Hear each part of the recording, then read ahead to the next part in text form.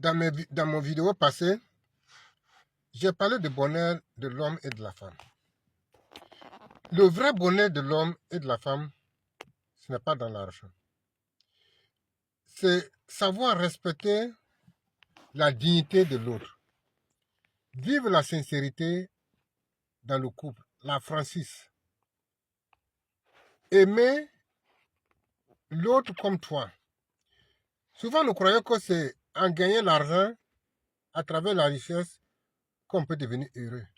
Dormir dans une maison climatisée, rouler dans une voiture climatisée, alors que tu peux avoir tout ça et puis devenir malheureux. Tu peux trouver quelqu'un qui dort dans une case, mais le plus heureux. Voilà, dans le couple, il faut savoir respecter tes racines, qui sont tes deux parents, lorsque tu es marié. La femme que tu as mariée, ses parents, tu dois les considérer comme tes propres parents. La femme aussi doit considérer tes parents comme ses propres parents. Si vous avez quelque chose à partager, prends les deux parents en considération. Il y en a qui disent que non, les parents ne sont pas prioritaires. Moi, l'expérience que moi j'ai vécue, j'ai trouvé que les parents sont prioritaires. Si mes deux parents, ils ont souffert et j'ai fait tous mes besoins sur eux, ma mère a passé 9 mois avec grossesse et puis souffrir pour m'élever. Aujourd'hui, moi, je mange, je dors et je dis que mes parents ne sont pas prioritaires. Lorsque un homme est blessé dans son identité vraie, même s'il devient millionnaire, même s'il donne dans l'or, sur le diamant, il devient malheureux. Vous le savez tous.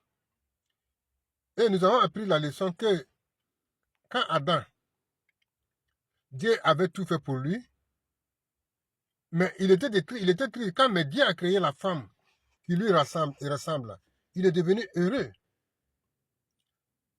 Voilà, l'homme et la femme, quand les deux vivent dans la vérité, sur le regard de l'amour vrai, sans tromperie, considérer ta femme comme ta sœur, considérer ton mari comme ton frère, considérer ta belle-mère et ton beau comme tes propres parents, vice-versa, Dieu ne peut pas ne pas fleurir sa bénédiction sur vous.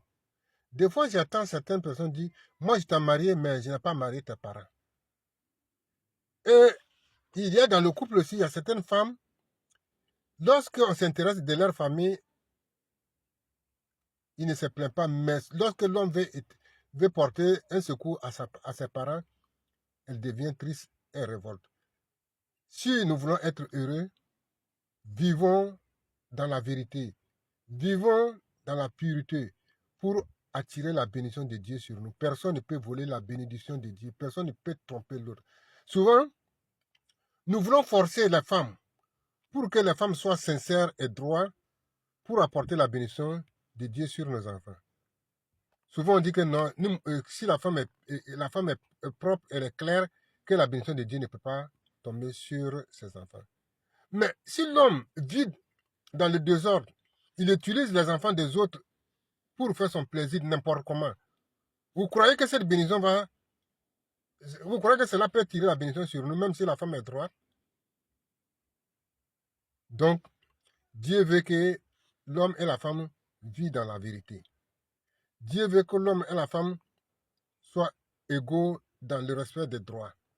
Les 10 commandements ne sont pas faits pour l'homme ni la femme, mais pour les deux, pour attirer la bénédiction de Dieu sur nous.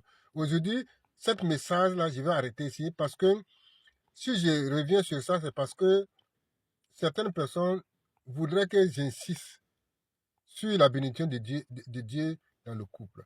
Donc, voilà ce message que je peux partager un peu sur vous. Désormais, peut-être je vais venir sur mes propres témoignages avec mes parents. Voilà ce que je vais vous laisser comme message ce matin.